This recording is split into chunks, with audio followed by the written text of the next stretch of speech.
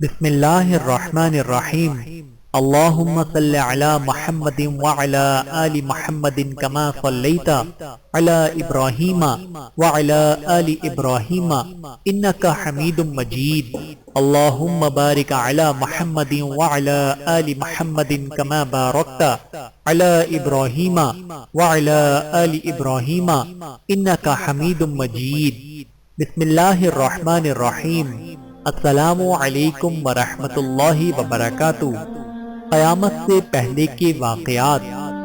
قیامت سے پہلے انتہائی آخری وقت میں جنوب کی طرف سے ایک نہایت فرحت افزا ہوا چلے گی، جس کے سبب ہر صاحب ایمان شخص کی بغل میں ایک درد اٹھے گا اور وہ اپنی فضیلت کے حساب سے مرنا شروع ہو جائیں گے، یعنی جو جتنا زیادہ نیک ہوگا وہ اتنی جلدی فوت ہو جائے گا۔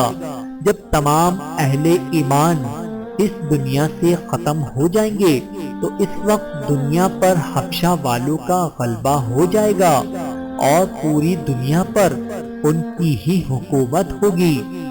صحیح بخاری و مسلم میں روایت ہے کہ حبشہ والوں کی جب حکومت آئے گی تو وہ خانہ کعبہ کو گرا دیں گے اور حج موقوف ہو جائے گا۔ اس وقت قرآن مجید فرقان حمید دلوں، زبانوں اور کاغذوں سے اٹھا لیا جائے گا۔ خدا ترسی، حق شناسی، خوف آخرت لوگوں کے دلوں سے ختم ہو جائے گا اور شرم و حیا جاتی رہے گی۔ لوگ راستوں پر گدھوں اور کتوں کی طرح زنا کریں گے۔ اس وقت حکام کا ظلم اور ان کی جہالت، رعایا کی ایک دوسرے پر دست درازی بڑھ جائے گی۔ پھر دیہات ویران ہو جائیں گے، بڑے بڑے قصبے گاؤں کی طرح اور بڑے بڑے شہر معمولی قصبوں کی طرح ہو جائیں گے۔ قحط و وبا اور غارت گری کی آفتیں ایک کے بعد ایک نازل ہوں گی۔ اس وقت میں جمع یعنی جسمانی تعلق بہت زیادہ قائم ہوگا، لیکن اس کے مقابلے میں اولاد پیدا ہونے کی شرح انتہائی کم ہوگی۔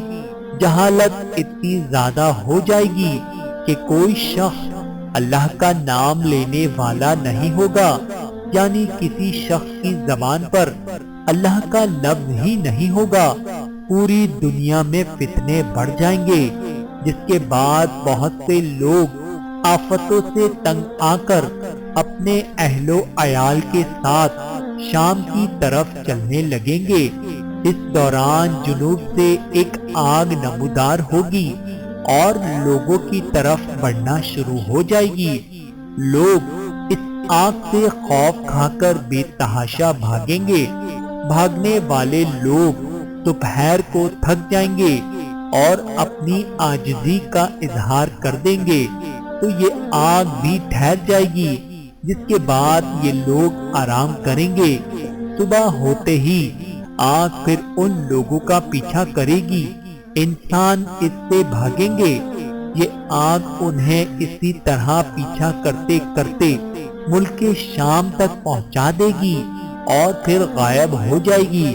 جب آگ غائب ہوگی تو بعض لوگ اپنے اپنے وطن کی طرف واپس لوٹ جائیں گے، لیکن بہت سے لوگ شام میں ہی موجود رہیں گے۔ قیامت کے قریب جب سورج مغرب سے طلوع ہوگا تو شیطان یہ منظر دیکھ کر کہے گا، ہائے میری ہلاکت۔ شیطان کے چیلے یہ منظر دیکھ کر کہیں گے کہ ہم نے آج تک آپ کو اس حالت میں نہیں دیکھا۔ وہ کہے گا، بالآخر سورج مغرب سے طلوع ہو گیا، یہ میری موت کی نشانی ہے۔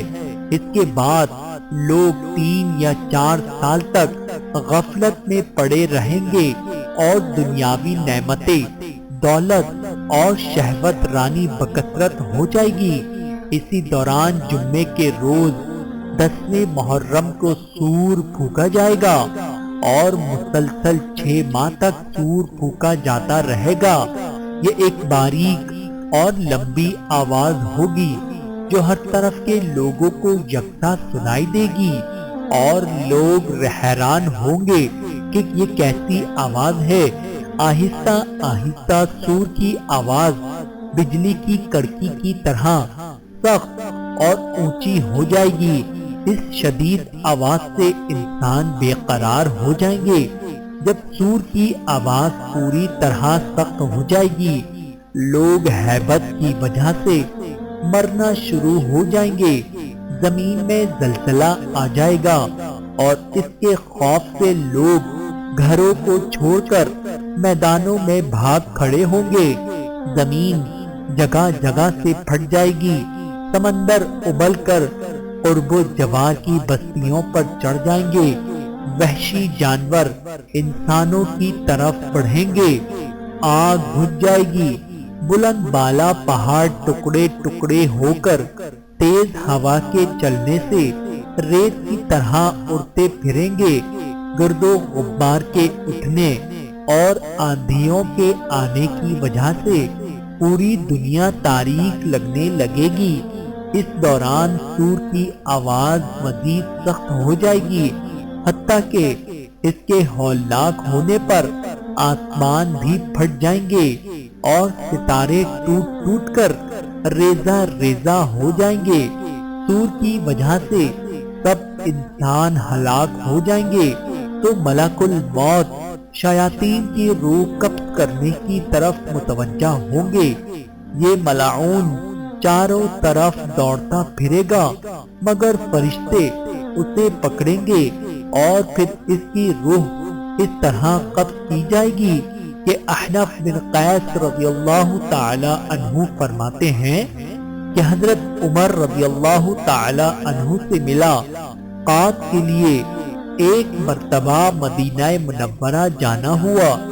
ایک مجمع میں حضرت کعب احبار رضی اللہ تعالی عنہ کو تقریر کرتے ہوئے دیکھا تو میں بھی بیٹھ گیا۔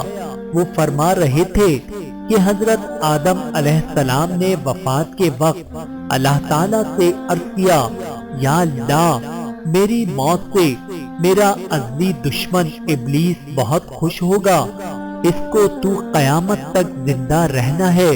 جواب ملا، آدم تم انتقال کے بعد جنت میں چلے جاؤ گے اور وہ ملعون قیامت تک دنیا ہی میں رہے گا۔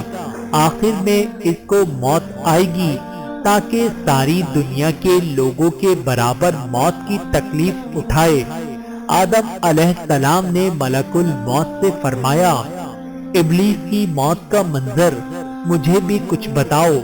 فرشتے نے سنانا شروع کیا تو وہ اتنا دردناک تھا کہ آدم علیہ السلام سن نہ سکے۔ فرمایا بس کرو، اب نہیں سنا جاتا۔ اتنا فرما کر حضرت کعب خاموش ہو گئے۔ لوگوں نے کہا، حضرت کچھ ہمارے سامنے بھی اس کی موت کا منظر بیان فرمائیں۔ پہلے تو انکار کیا، مگر لوگوں کے بے حد اصرار پر فرمایا، جب قیامت قریب آئے گی لوگ حسب عادت بازاروں میں مشغول ہوں گے، اچانک ایک زوردار دھماکہ ہوگا جس سے بہت سے لوگ بے ہوش ہو جائیں گے۔ اللہ تعالیٰ ملک الموت سے فرمائیں گے، میں نے سب سے زیادہ تمہارے مددگار و معاون بنائے اور تم کو ان سب کے برابر قوت دی، میرے غصے اور غضب کا لباس پہن کر جاؤ اور ابلیس ملعون کی روح قبض کرو اور اس کے ساتھ تمام انسانوں اور جنوں سے زیادہ سختی کرنا، اور مالک کے دروغہ جہنم سے کہو کہ جہنم کے دروازے کھول دے۔ ملک الموت غیظ و غضب میں بھرے بہت سے فرشتوں کے ساتھ دنیا میں اسی طرح آئیں گے کہ آسمان و زمین والے دیکھ لیں گے تو خوف کے مارے پگھل جائیں گے۔ ابلیس کے پاس پہنچ کر بہت زور سے ڈانٹ پلائیں گے، جس سے ابلیس بری طرح دہاڑے مارے گا۔ اگر دنیا والے اس کی آواز سن لیں تو بے ہوش ہو جائیں گے۔ ملک الموت ابلیس سے کہیں گے، خبیث، تو نے بہت طویل عمر پائی اور بے شمار انسانوں کو گمراہ کیا، جو تیرے ساتھ جہنم میں جائیں گے۔ آج ان سب کے برابر تجھے موت کا مزہ چکھاؤں گا۔ تیری مہلت اور ڈھیل کا وقت ختم ہو چکا، اب تو موت سے بھاگ نہیں سکتا۔ ابلیس گھبرا کر مشرق کی جانب بھاگے گا تو کبھی مغرب کی جانب، لیکن ہر طرف اپنے سامنے ملک الموت کو پائے گا۔ سمندر میں گھسنے کی کوشش کرے گا تو سمندر نکال پھینکے گا۔ آدم علیہ السلام کی قبر کے پاس کھڑا ہو کر کہے گا، اے آدم، تمہاری وجہ سے میں ملعون و مردود بنا، کاش کہ تم پیدا ہی نہ ہوتے۔ پھر ملک الموت سے کہے گا، کتنی سختی اور تکلیف کے ساتھ میری جان نکالو گے؟ فرمائیں گے، جتنے لوگ جہنم میں ہیں ان سب کی موت سے کہیں زیادہ تکلیف اور سختی کے ساتھ۔ یہ سن کر تڑپنے لگے گا اور چیختا چلاتا ادھر ادھر بھاگے گا، اور جہاں موت آنی ہے وہاں گر جائے گا۔ وہ جگہ آنکھ کے انگارے کی طرح سرخ ہوگی اور وہاں جہنم کی سنڈیاسیاں لگی ہوں گی۔ ان سنڈیاسیوں سے تڑپا تڑپا کر اس کی جان نکالی جائے گی۔ آدم علیہ السلام و حوا سے کہا جائے گا، ذرا اپنے دشمن کو دیکھو کس طرح ذلت کے ساتھ مر رہا ہے۔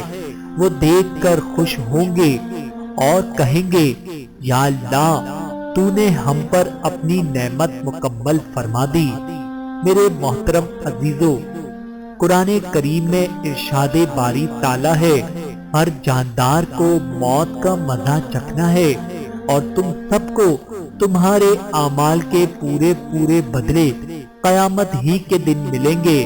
پھر جس کو دوزخ سے بچا لیا گیا اور جنت میں داخل کر دیا گیا، وہ صحیح معنی میں کامیاب ہو گیا، اور یہ دنیاوی زندگی تو جنت کے مقابلے میں دھوکے کے سامان کے سوا کچھ بھی نہیں۔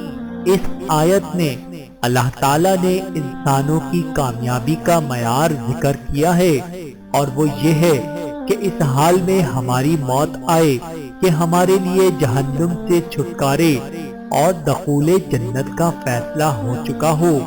اس زمین میں جو کوئی ہے فنا ہونے والا ہے، اور صرف تمہارے پروردگار کی جلال والی اور فضل و کرم والی ذات باقی رہے گی۔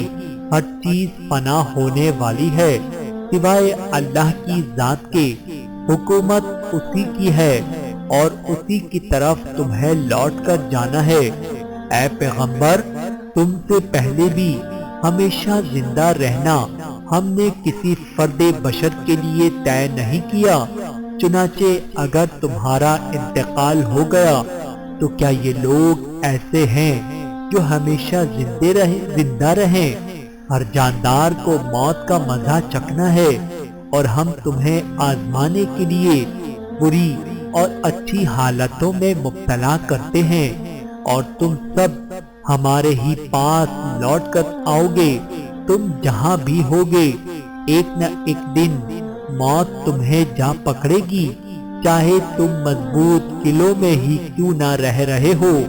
اے نبی، تم کہہ دو کہ جس موت سے تم بھاگتے ہو وہ تم سے آ ملنے والی ہے، یعنی وقت آنے پر موت تمہیں ضرور اچک لے گی۔